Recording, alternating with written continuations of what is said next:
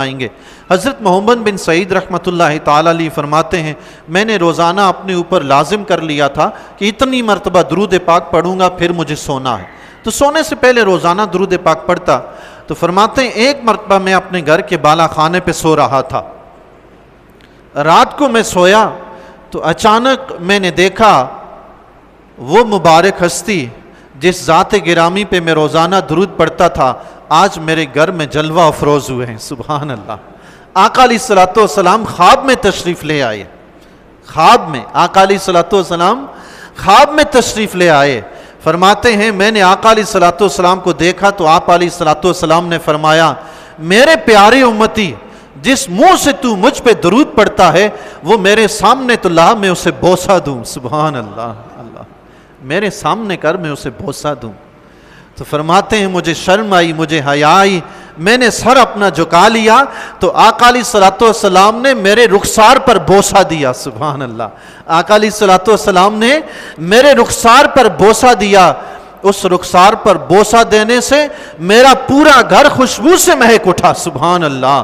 حتیٰ کہ اتنی خوشبو آئی میری سوئی ہوئی بیوی اس خوشبو سے بیدار ہو گئی۔ سبحان اللہ۔ میں بھی بیدار ہو گیا اور دیکھا کہ گھر میں خوشبو ہی خوشبو ہے۔ سبحان اللہ۔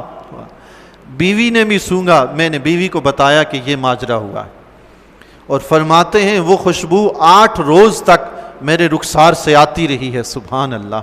8 دن تک وہ خوشبو آتی رہی ہے۔ ایک چھوٹی سی بات پوچھوں، آپ کی توجہ ہے؟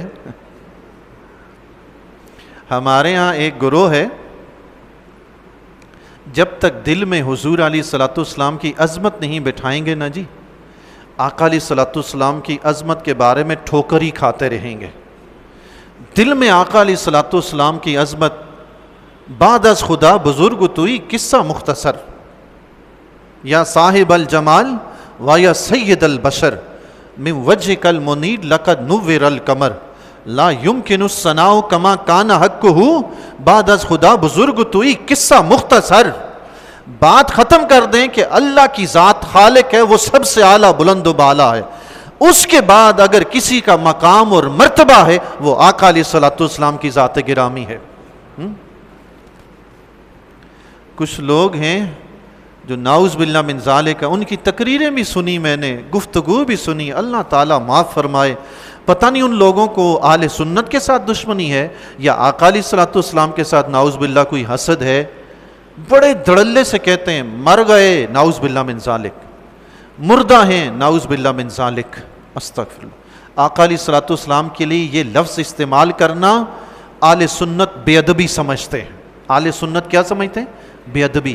مردہ کا لفظ تو ہم اپنے والد کے لیے پسند نہیں کرتے۔ والد کا جنازہ پڑا ہو، کوئی کہے کہ یہ کس کا مردہ ہے، دیکھیے گا چہرے پہ ہوائیاں اڑ رہی ہوں گی کہ میرے باپ کو مردہ کہہ دیا۔ ایسا ہے کہ نہیں؟ سامنے باپ کی لاش پڑی ہوئی ہو، کوئی کہہ دے یہ مردہ کس کا ہے، کوئی پسند کرے گی اولاد کہ میرے باپ کو مردہ کہا جائے؟ یہاں تو صورتحال یہ ہے کہ یار کہتے ہیں ہم قرآن بھی پڑھتے ہیں، حدیث بھی پڑھتے ہیں، نمازیں پڑھتے ہیں، تہجد پڑھتے ہیں، ہم جیسا دیندار کوئی ہے نہیں، اور حالت یہ ہے آقا علیہ الصلوۃ والسلام کے لیے وہ لفظ استعمال کرتے ہیں جو ایک عام شخص اپنے باپ کے لیے استعمال کرنا پسند نہیں کرتا۔ آقا علیہ الصلوۃ والسلام کے لیے یہ لفظ استعمال کرتے ہیں۔ مجھے یہ بتائیں آج تک کسی نے مردے کو خواب میں دیکھا ہو اور پھر جب بیدار ہوا ہو تو مردے کی وجہ سے وہی کیفیت ہو؟ کبھی ہوا ہے؟ کبھی ہوا ہے مردہ خواب میں آپ کو کوئی چیز دے کے چلا جائے، صبح آپ اٹھیں تو وہ چیز گھر میں ہو؟ کبھی ہوا ہے؟ نہیں ہوا۔ مردہ ہو تو نہیں ہوتا، لیکن زندہ آئے تو ہو جاتا ہے۔ آقا علیہ الصلوۃ والسلام جب گھر میں تشریف لائے سارا گھر خوشبو سے معطر، اٹھے تو معطر، 8 دن تک چہرے سے خوشبو آتی رہی۔ ہمارے آقا نعوذ باللہ مردہ نہیں ہے، زندہ ہے، جو دیتے ہیں وہ ملتا ہے۔ سبحان اللہ۔ بصیری سے کوئی پوچھے، رات کو خواب میں آقا کو قصیدہ سنایا، آقا نے مبارکباد دیتے ہوئے خوشی میں تحفہ عطا فرمایا چادر کا۔ صبح بصیری اٹھے تو آقا کی دی ہوئی چادر ان کے سرانے رکھی ہوئی تھی۔ سبحان اللہ۔ اللہ اکبر، اللہ اکبر، یا رسول اللہ صلی اللہ، یا علی۔ اہل سنت کا ایک چوتھا نعرہ بھی ہے، نعرہ تحقیق حق چار یار۔ سبحان اللہ۔ مجھے بتائیں تو صحیح، آپ شہید کو زندہ کہتے ہیں اور اللہ فرماتا ہے کہ شہید کو مردہ نہ کہنا، رب کو پسند نہیں ہے شہید کو مردہ کہنا، تم نبی کو کہہ رہے ہو خدا کے بندو کچھ تو خوف کرو۔ کہتے ہیں مؤذن کا کام ہے آذان دینا، نماز پڑھنے کون آئے گا کون نہیں یہ وہ اس کا کام نہیں ہے، ہمارا کام ہے لوگوں کو محبت رسول سکھانا، بتانا، دکھانا، عظمت رسول بتانا، دکھانا، سکھانا۔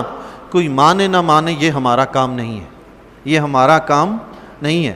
ہمارا مقصد صرف اتنا ہے، آقا علیہ الصلوۃ والسلام کی ذات اقدس سے محبت ہو، اپنی جان سے بڑھ کر ہو، آقا علیہ الصلوۃ والسلام کی دل میں عظمت ہو، تمام کائنات ہر چیز سے بڑھ کر آقا کی عظمت دل میں ہو۔ ہم آقا علیہ الصلوۃ والسلام کے لیے کوئی لفظ استعمال کرتے ہوئے ایک بار نہیں 1000 بار سوچتے ہیں کہیں کوئی بے ادبی کا لفظ تو نہیں ہے جی۔ اللہ تعالی ہم سب کو توفیق عطا فرمائے کہ ہم جب بھی حضور علیہ الصلوۃ والسلام کا ذکر خیر کریں ہمیشہ بلائی کے ساتھ، اچھائی کے ساتھ، ادب و احترام کے ساتھ ذکر کریں۔